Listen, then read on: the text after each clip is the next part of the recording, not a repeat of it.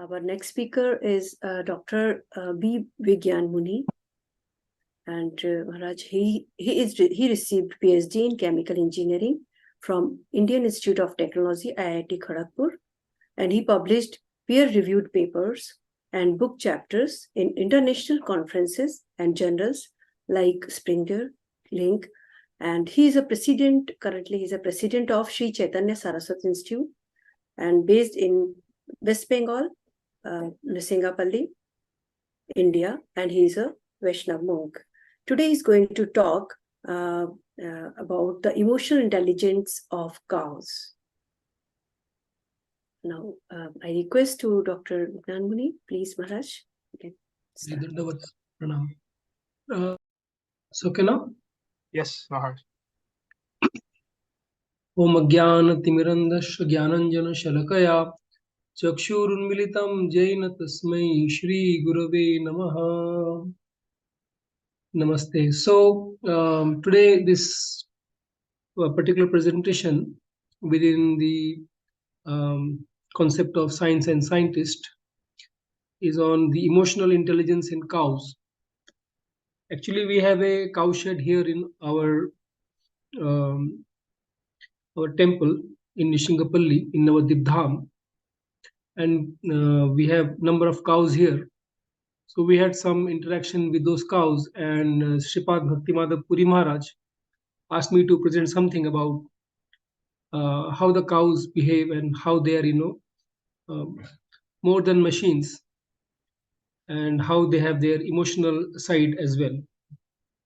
So mainly when once upon a time I felt when I was with one of the cows, there are several, but one particular cow, it was so nice cow that I observed that we are taking her milk and she has a calf. But when I go near that cow, she's so happy and she's so looking at us with so much of love and affection and non-enviousness.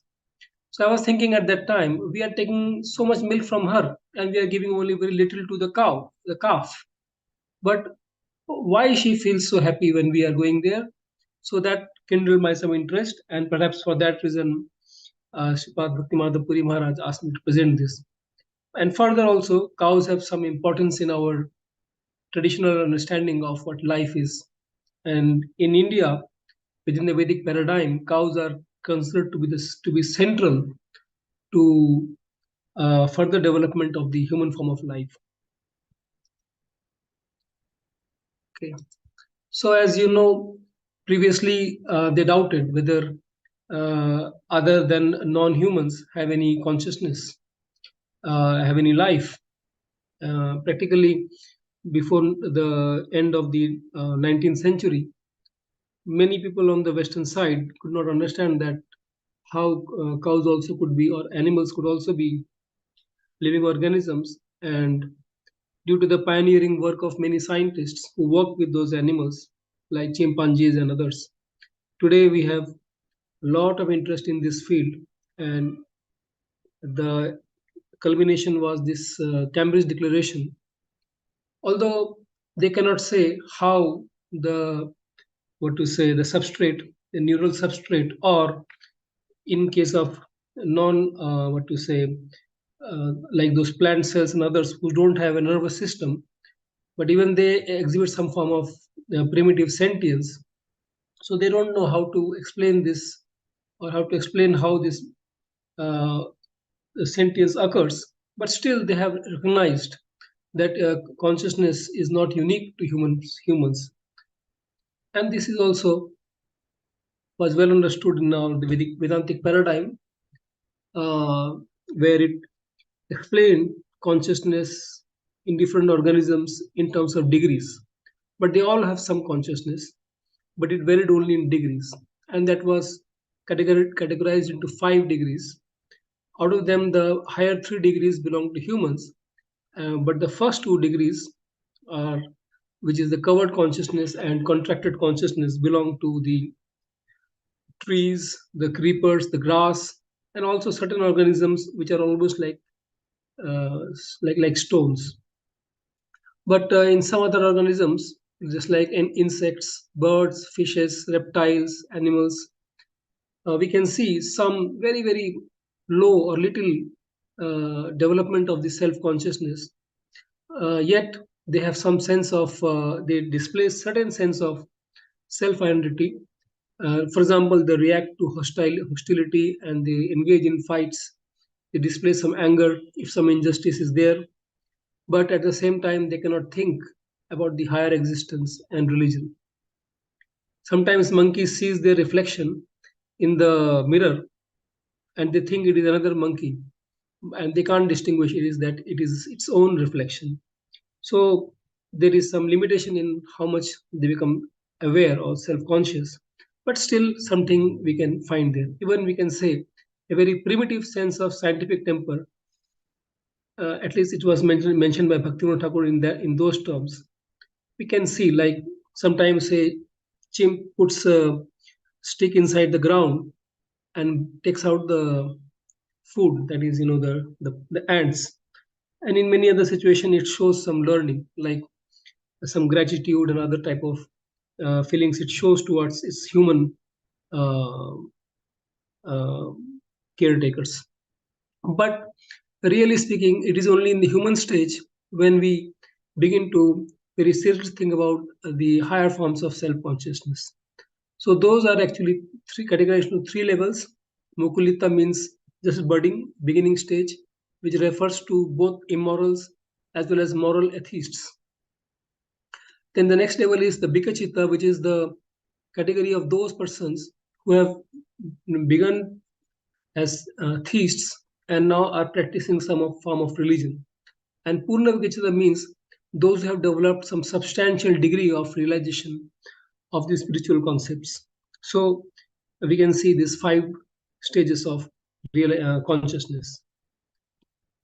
Now, the Vedantic view of cows is very exalted. There is cow form in this material world, and the cow as the archetype also exists in a spiritual, spiritual form in the spiritual world also, which is, so cow is said to be the abode of all gods, and all the blessings are there in the animal form of the cow.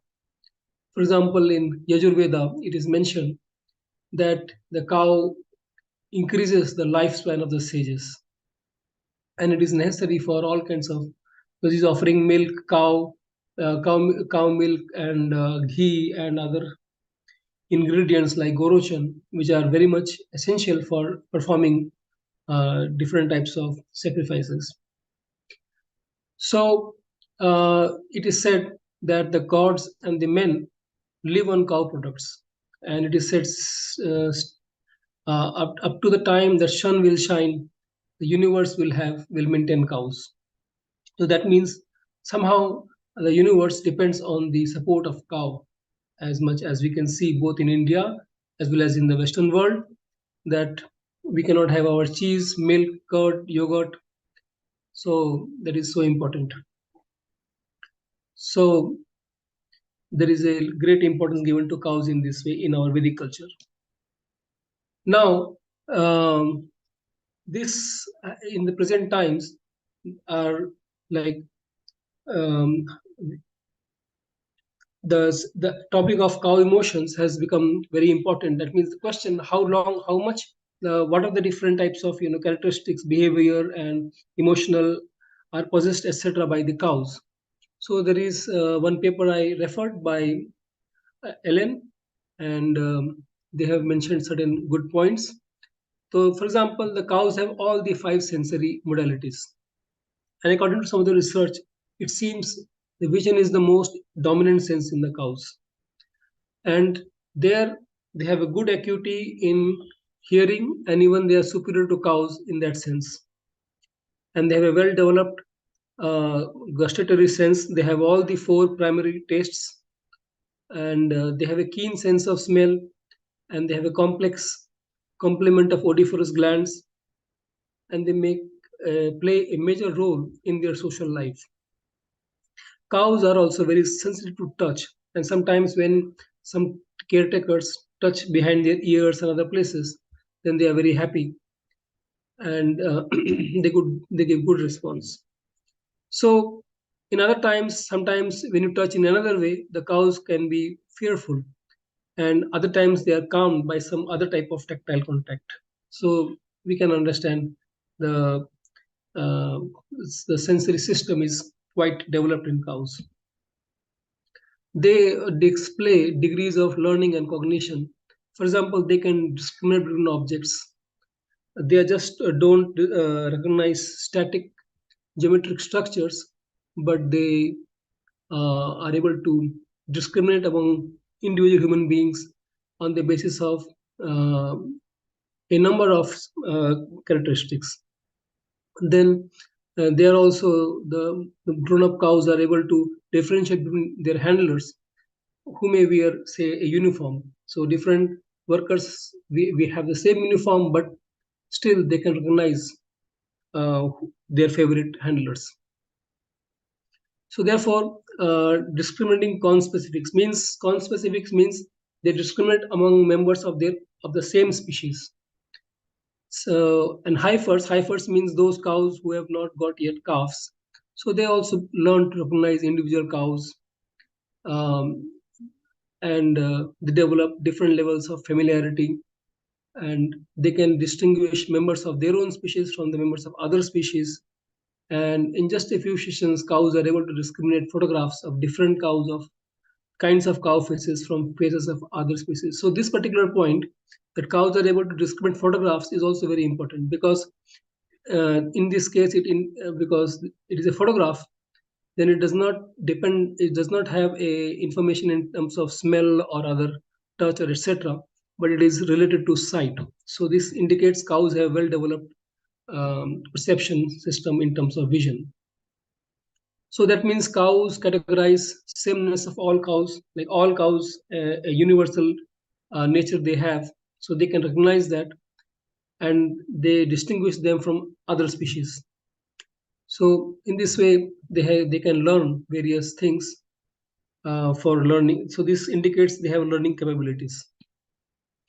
Then, as far as emotions are concerned, the emotions are defined as something that comprise behavioral, neurophysiological, cognitive, and conscious subjective processes, and can shape attention, decision making, and memory. For example, if you uh, hurt a cow, then it may develop a negative response towards you, and that may further affect its further uh, perception about the person who had behaved with him, and it can affect its other choices. So therefore emotions have an important role in displaying in defining behavior and other characteristics. So emotions are influenced by factors such as situational awareness, sensitivities to experience of others. Emotions and cognitions are often intimately tied together in a complex interplay. That means a recollection of memories can generate strong emotions and in turn modulate one's response to various stimuli. The idea that many non human animals experience basic emotions has been currently well accepted, and many studies of emotions in other animals refer instead to affective states or core effect. So that means they use these terms, affective state or core effect, when they talk about non human animals. So, studies of emotions in cows, as in other animals, tend to focus on just two easily identifiable dimensions. That means positive or negative, pleasant or unpleasant experience factors, or intensity, how much strong or weak. So this, which they consider as very independently of each other. So emotions have cognitive, behavioral, autonomic, and subjective components that correlate with each other. The literature on emotions in cows and other farmed animals is substantial and confirms they can experience a wide range of emotions, and that some of these responses are quite complex. Basic emotions are the building block of more complex and sophisticated abilities. They suggest the capacity for more sophisticated mental phenomena such as empathy. Some measures in the studies of cow emotions. So for example, the positive and negative emotional states means refer to fear responses, increased latency to enter defecation when they are afraid. Then they make different kinds of vocal sounds, vocalizations, and try to escape. And then there is something called eye white percentage. The cows have their eyes, and how much of that is white. Sometimes they take their eyeballs a little bit above, so that the white portion becomes more visible. So they are also indicators of emotional balance.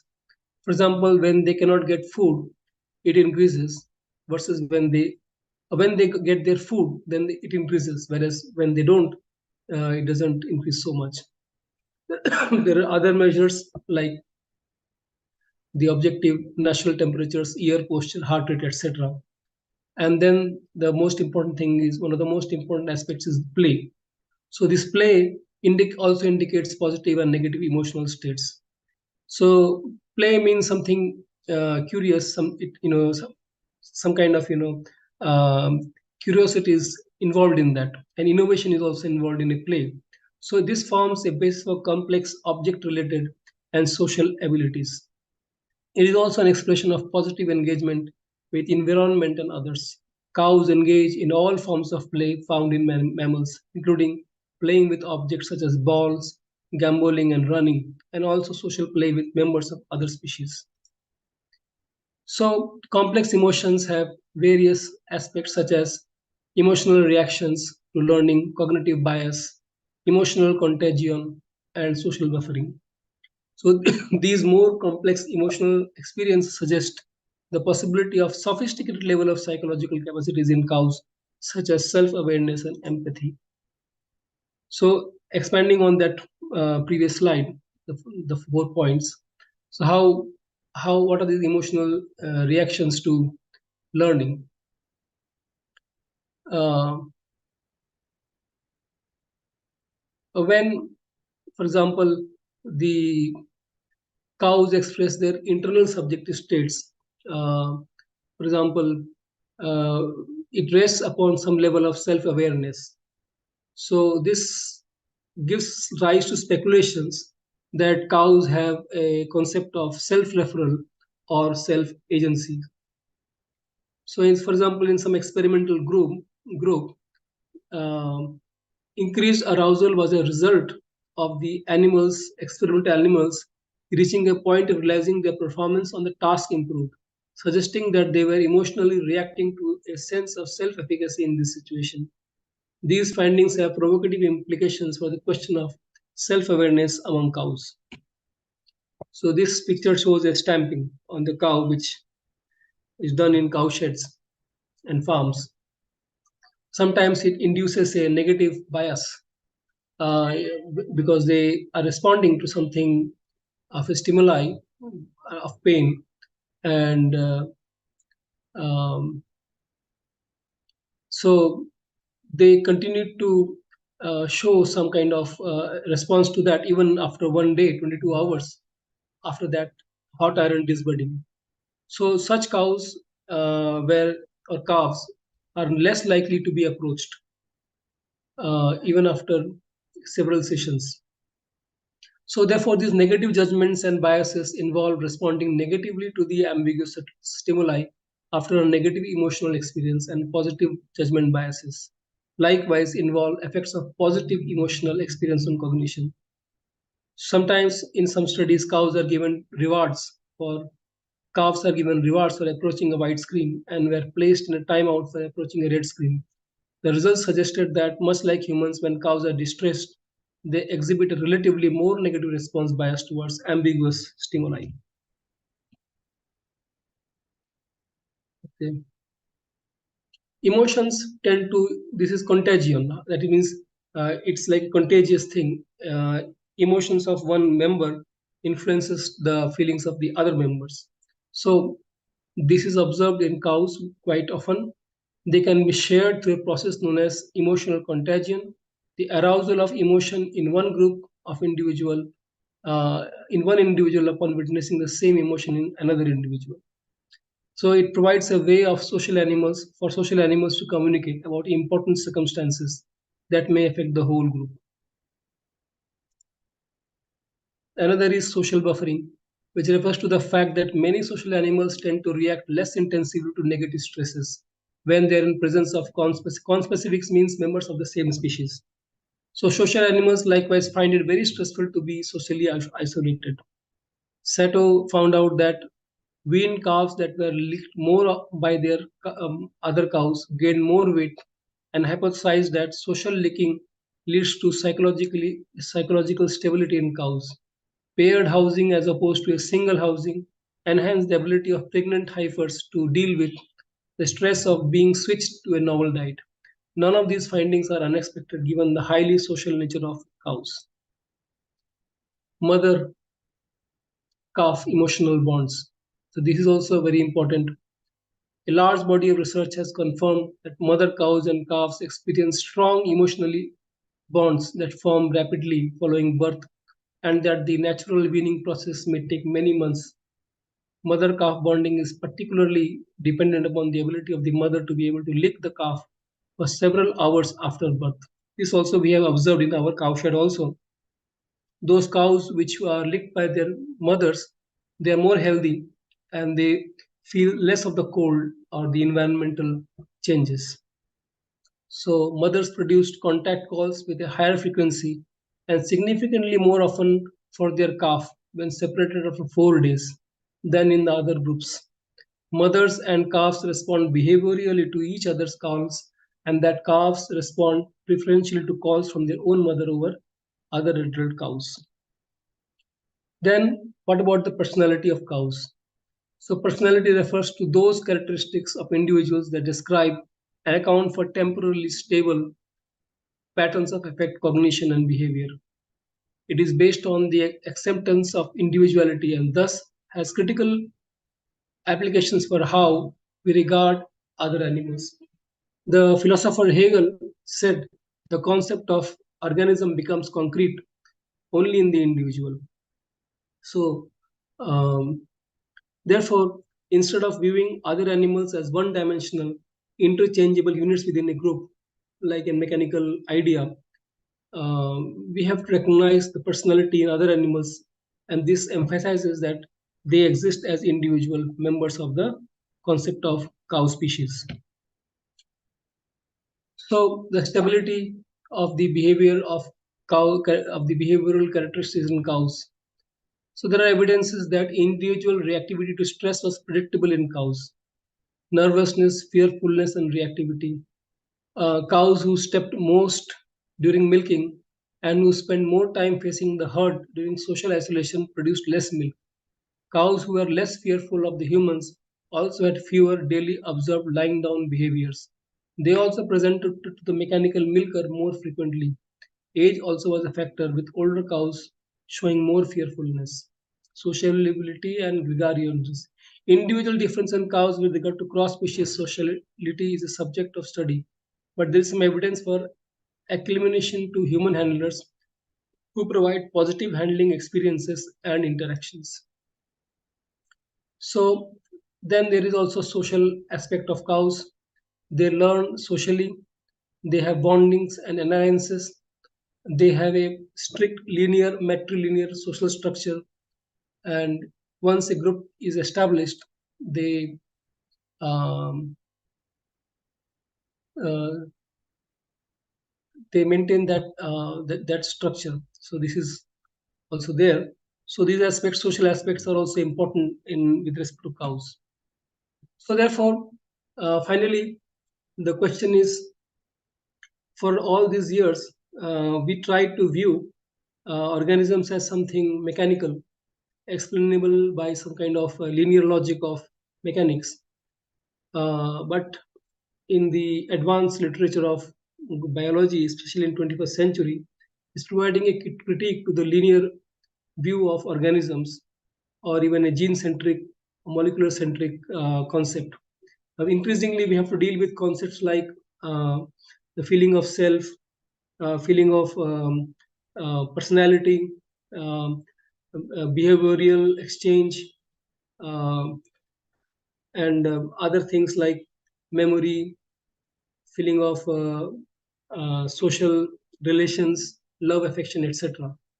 So it seems in addition to the biochemical type of biochemistry type of approach, we further need a particular tools of which can handle this type of phenomenologically observable characteristics of the organisms. So it is not only true for human beings, of course, as individual of members of human species, we all have a first, um, what is that? The first person experience of the self. But in literature, oftentimes they try to avoid this first person conception. They always talk about cognition and other characteristics. They try to explain that in terms of third person explanations. But of course,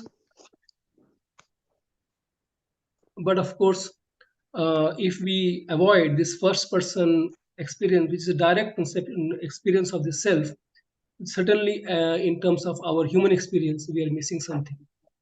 Then, what kind of self are we talking about when we talk about other organisms? So, Hegel has explained certain simple things here. For example, that there is a simple feeling of the self in animal organism, a simple feeling. That means we have to talk about the sensory part of the organisms, the other like the digestive, the reproductive, etc., which is the which he calls the real, and then he gradually develops the concept of self, which involves the idea of negation of the what is real. So this is something referring to the logic of Hegel, which is quite enlightening for those who have been fed only in the linear conceptions of modern physics and chemistry. So, when we have failed to explain what to say the organismal or what is an organism as such in terms of mechanical linear conceptions, it will be enlightening to include. And Hegel has been referred by our spiritual masters, especially Srila Bhakti Madhav, Bhakti Sarup, Bhakti Rakshak Shridhar Dev Goswami Maharaj, and from where Srila Bhakti Madhav Puri Maharaj picked it up, and he has trained us to some extent. But uh, it seems to us that Hegel provides a very systematic approach to this subject. So there is an outward process in which there is a mm, like reproduction, there is other activities like sensory activities, and there is also a inner unity or an inwardly which is preserved by the unity of the self. So this nature of the animal, which in the reality and externality of individuality is equally by contrast immediately and inwardly self-reflected individuality, inwardly existing subjective generality. So we have to talk about not only the subjective side, that is the objective side, or which what we want to call as real, and but also the subjective, which requires a negation of that external. So, according to Hegel, there are three moments of the concept, and they have their reality in three systems, namely the nervous system, the circulatory system, and the digestive system. And he says the digestive system leads to gradually like it becomes a part of the actual system of the intestine, and that mediates the reproduction. So previously I had written one article in which it was argued how can we say that the organisms are teleological.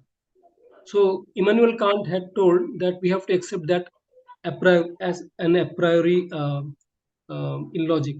But Hegel said that the teleological aspect of organisms can be immediately understood from that is assimilation, from the principle of um, the part and whole relationships, the codependent, the nature of the part whole relationships, and finally the concept of the organism becomes completed uh, by the process of reproduction, in which there is a principle of self preservation. That means the concept of the organism continues in the form of reproduction. So it will not be sufficient to consider a particular living a member of a species in isolation. We have to see the animal organism as this whole process in which there is a genus species, and there is it is dependent upon the genus species. The whole process we have to consider. So it is a more holistic view towards the conception of the animal organism. So, for example, the extremities used for mechanical movement and grasping constitute the moment of the individuality outwardly positing and differentiating itself. That means the different tactile senses, different digestive activities, and other activities is a positing of the individuality in the external or in the outer or in the real. At the same time, the idea of living organism is the manifested unity of the concept with its reality. So, um, so this is the antithesis of that subjectivity and objectivity. However, this unity exists essentially only as a process. Each of these moments is itself a process. However, as a concrete moment of the living, and the whole is a unity of the three processes. It is only as a self-reproducing entity and not as an existing one that the animal organism is living. So yeah, that will conclude my presentation. Uh, I hand it over to the presenter, to the president of this talk, this meeting. Thank you.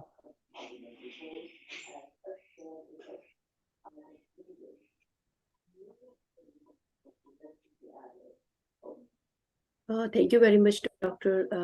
Vijnana Muni Maharaj, for your very different talk, the emotional intelligence of cow. Yeah, it is really very new for us to listen from you, but it is really more much informative and most effective talk. Now the session is open for the question. If and from the audience, if someone have, there is a question. Maharaj, you can stop sharing the screen. Okay.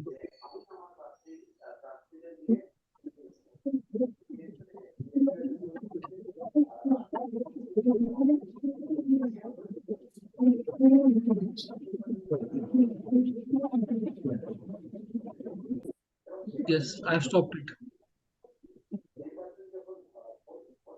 Yes, there is a question from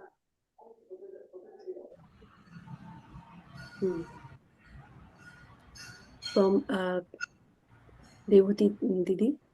Do cow understand death nearing them? I have observed them mourning, crying, considering all aspects. There are three categories of human being, animal, and cow in middle, isn't it? Human and what is it? Human, animal, and Cows in middle. well, as it's what we can say, they have some simple conception of the self. So they are fearful when they experience certain negative type of situations. For example, when they are being stamped by some hot object, or when in the slaughterhouse the cows are being herded for that slaughter. So they do exhibit. They can understand that situation. So they have some, at least we can say, some preliminary idea of death. But how much they can understand about the deeper questions of life, that is questionable. So, but at least some primitive understanding of self, simple understanding of self, they do possess.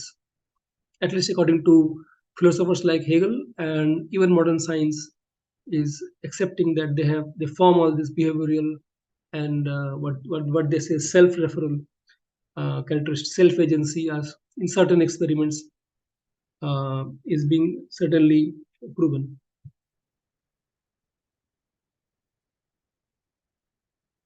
Maharaj, I have an humble inquiry. Is there any role of emotional intelligence in the journey towards absolute truth?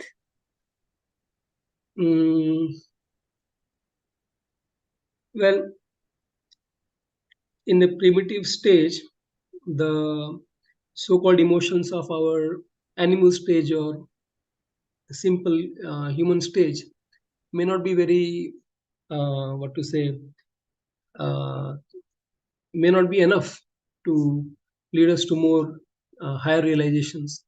Although simple emotions uh, do have some kind of connections, like people emotionally go to temples, they emotionally go to read Bhagavad Gita, but unless they develop a more rational inquiry, a more deeper understanding of what is being presented. So that's why in the Bhagavad Gita it is called Buddhi Yoga. So you have to utilize the here intelligence is again not an ordinary intelligence. Here is some kind of you are making a kind of you realize that it is not within your own intelligent capacity, but you are following a process of tadvidhi pranipatena, means you are following the process given by the previous masters, and then the intelligence becomes subservient to that. In that way it has applicability. And sometimes, like for example, certain scientists are there, they cannot understand how to see some certain thing, how to explain certain idea, and sometimes they get an idea. So so the question is, what is the source of such ideas? From where are they coming? Our spiritual master Sripad Bhaktimadha Puri Maharaj used to say that people are thinking that this thought is a very simple thing, or it is already given, or they can think, but they have to inquire what is this thought, how the thought is coming to them, and are they the authors of the thought which they are taking granted. So these questions are not uh, thought out very deeply by modern people, but there are hints given by great personalities like the authors of uh, the acharyas, and also in the western side some great scholars are great personalities are there, like Socrates, Plato, and in modern times Hegel. So we can pick up certain way from them, and gradually we must have appreciation for the rational approach. Thank you. Thank you, Maharaj. Thank you for a wonderful answer and your wonderful.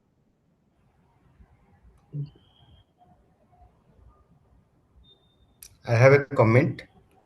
Mhm. I will ask you here. Yes, yes. Okay.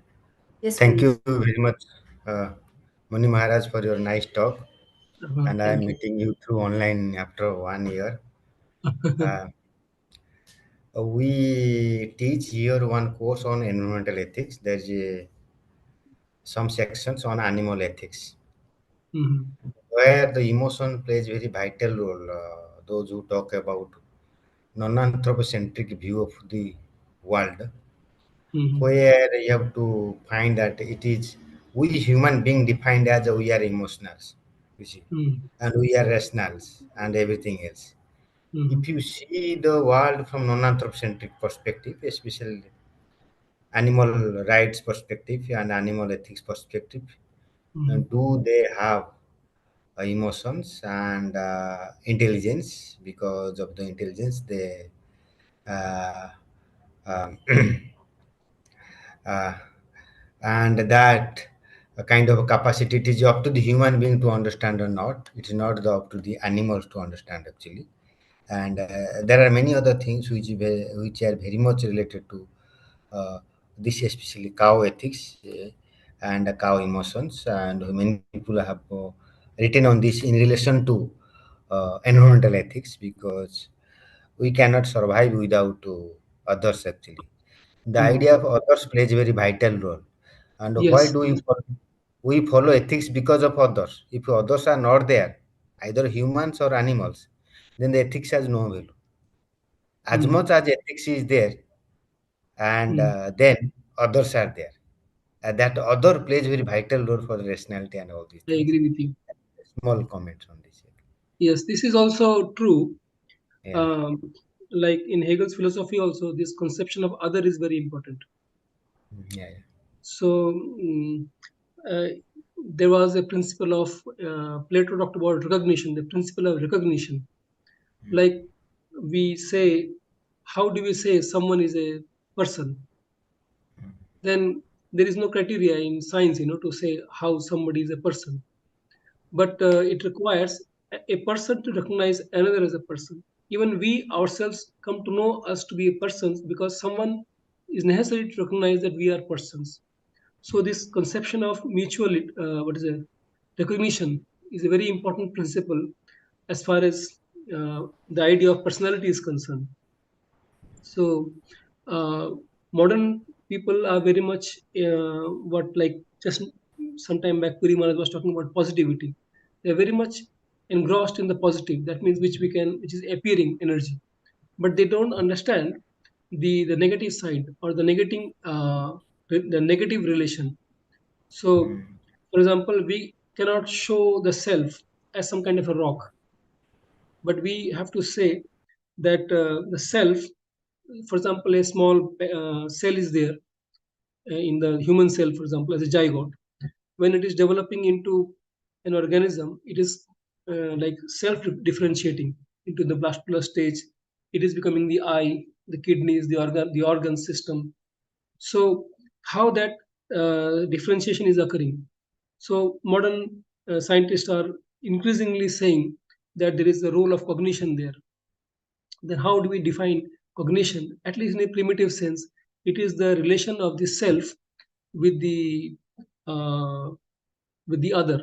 That the self uh, cognizes itself with its environment.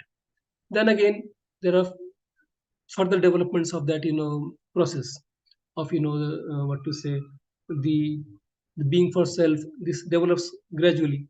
So this intricate development is very important to the idea of personality, personhood. And because we are not understanding that the principle of others, so it seems as if the principle of ethics is something philosophical, but it can be understood as a systematic requirement. And that's why Hegel said it is a science of thinking. It is not just ordinary philosophy, but it's a well developed philosophical development. So people, if they pick up this line of thought, then they can get more conceptions. Certainly. Thank you.